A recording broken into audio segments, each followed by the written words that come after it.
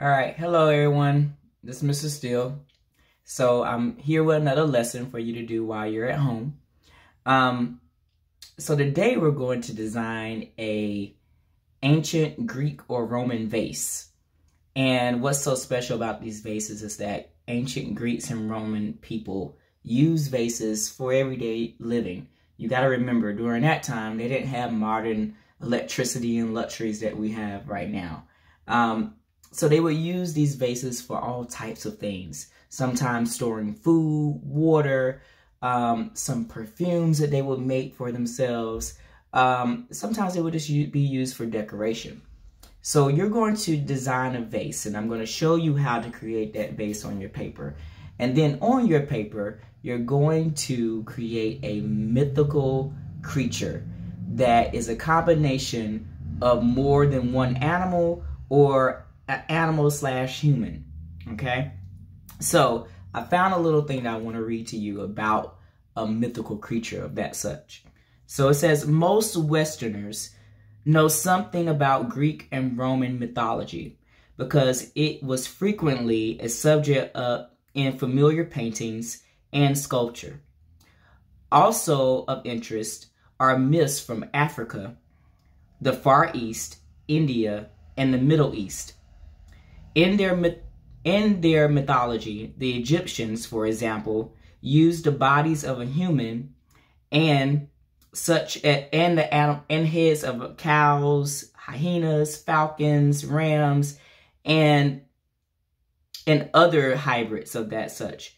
Their most famous one was the Sphinx, which was a combination of a pharaoh and a lion's body. Animals were depicted by combining features from many different living creatures. In Greek mythology, some such mythical creatures were the Shema, which was a fire-breathing she-monster that had a lion's head, a goat's body, and a serpent's tail. Or a satyr, which was a rare half of a goat. So the rear half was a goat and the front half was a human's head or body.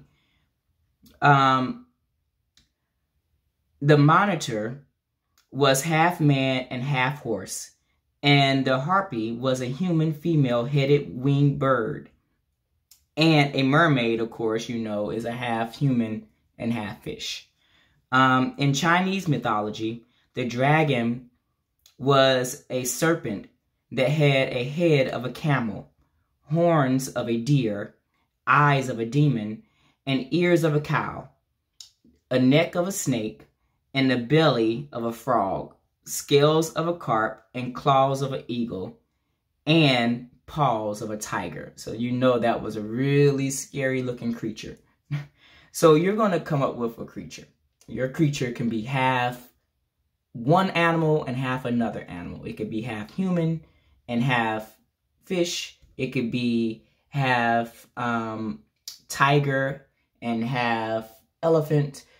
But you're going to come up with a way to combine two different creatures to create your own creature. But you're going to put it on the front of a vase. So right now I'm going to show you how to make a vase. And I want to show you my example first. So here I have a really silly picture. I drew a vase, really big.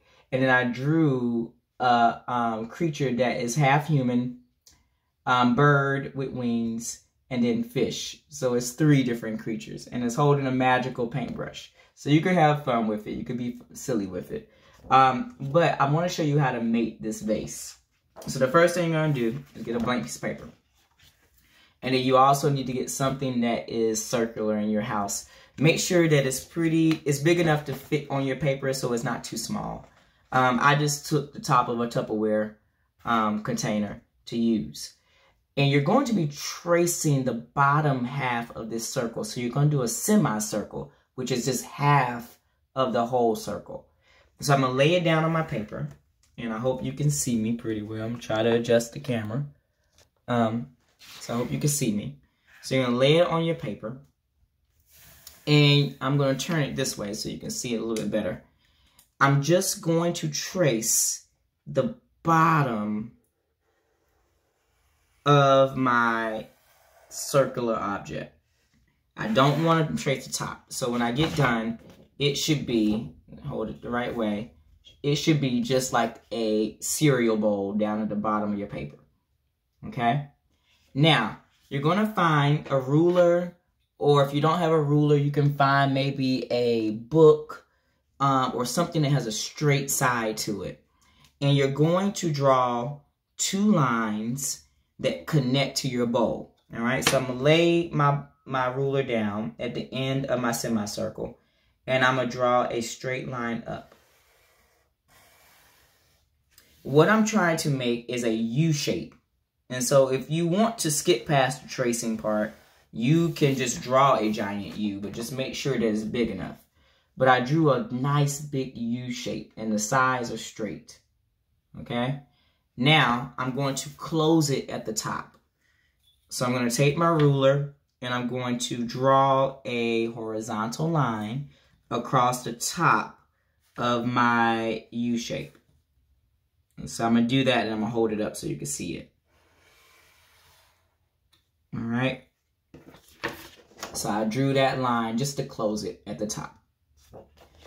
And then I'm going to give that line 2 vertical lines on either side. So it looks like that. Okay. And then I'm going to connect those 2 lines with a horizontal line. So I just created a line across the top. Now we need to create the base where the vase will sit. And so all I do for that is I draw another U, not a big U, a smaller U at the bottom. Just like that. And then I give that U a nice little rounded bottom. It kind of looks like this. All right. So it gives like a little base to sit on. And then taking my ruler or whatever you have that's straight, it could be the side of a book, like I said, or a piece of paper or a piece of cardboard. I'm going to lay it down, and I'm just going to draw a line that's going to stop at my object. So I'm going to start at the edge of the paper, and I'm going to draw until I hit my object. So normally if we were in class, I would tell you to tell me when to stop. So I'm going to go, go, go, go, go, go, go, and I'm going to stop when I hit the object. I'm going to jump over the object, and I'm going to keep drawing until I get to the edge of the paper. So I now have a horizon line, which is where, if you remember me saying in class, the horizon line is the line that separates the ground from the sky. So it's creating my table where my vase is sitting. So now my vase needs handles. You can make whatever kind of handles you want your vase to have. You could do 2 C shapes. So I could do a C, and this would be a backward C, with another C around it.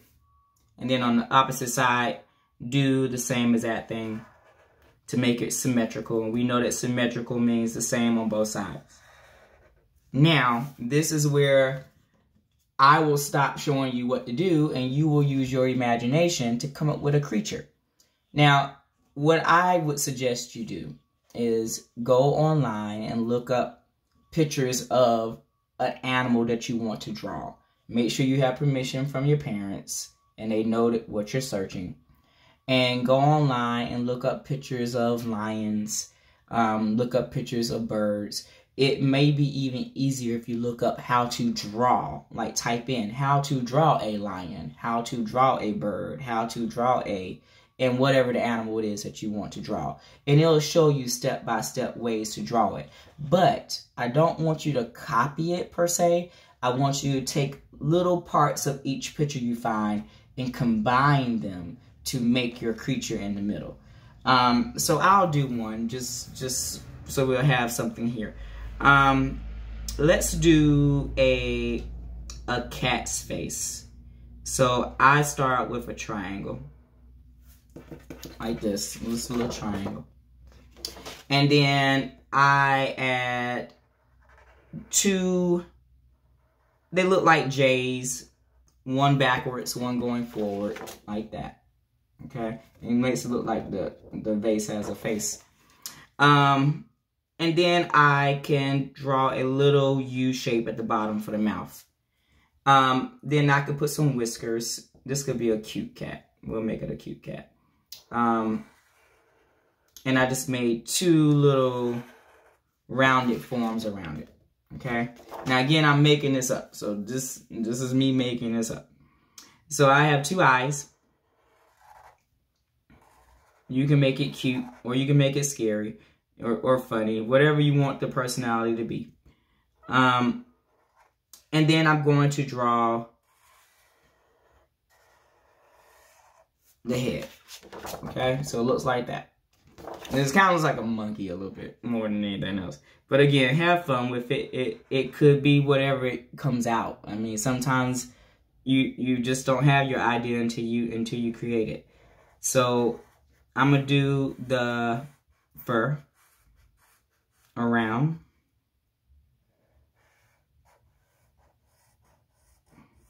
And then I gotta come up with a body. Now I drew the head pretty big, so the body needs to be pretty small so that I can fit everything on there. Let's see, what kind of body could it have? Maybe we could do the body of a chicken. So I'm thinking that we do a nice oval or circle down there. And then maybe we can do wings. And the wings stick off. All right. And then maybe we can do chicken feet. Now, you know that we don't do stick people's feet, stick figures' feet. So whenever you do a leg, give your leg 2 lines like mine. So I give it 2 lines. And then I just give it a web foot. So I'm going to come out and do a little web foot. Okay. And so I can come out here and do the same thing. And again, I know this is kind of silly. And you can make it silly. You can do a little bit more detailed drawing if you want to. Something a little bit more advanced. Draw to your level. Whatever your level is right now. And then the horizon line in the background. Just to give it a background. And then at the top here, you want to adorn your vase with different patterns. So you see on my other, I did a wavy line with some diagonal lines to create triangle shapes at the top. So you could do something to that effect. Some people like to do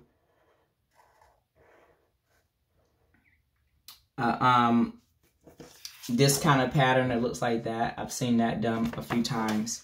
I'm not really sure exactly what you would call that pattern.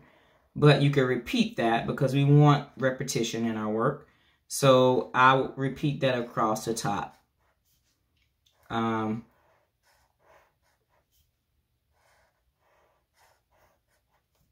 if you want to close things off, it makes it easier to color things in later.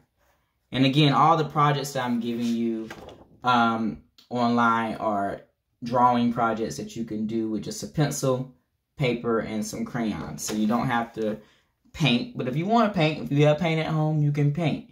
You want to create a collage and you have those materials at home, you can use those as well. And then I'm just going to put maybe some zigzag patterns on my handles. And then maybe in between those, I can do little circles.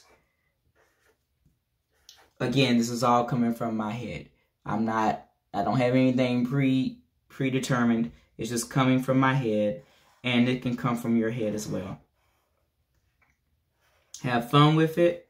And whenever you are finished with your drawing, you can send me an email with a picture of what you've done, and I will put it on our Google webpage and our Instagram account to show off the wonderful work that you're doing while you're at home.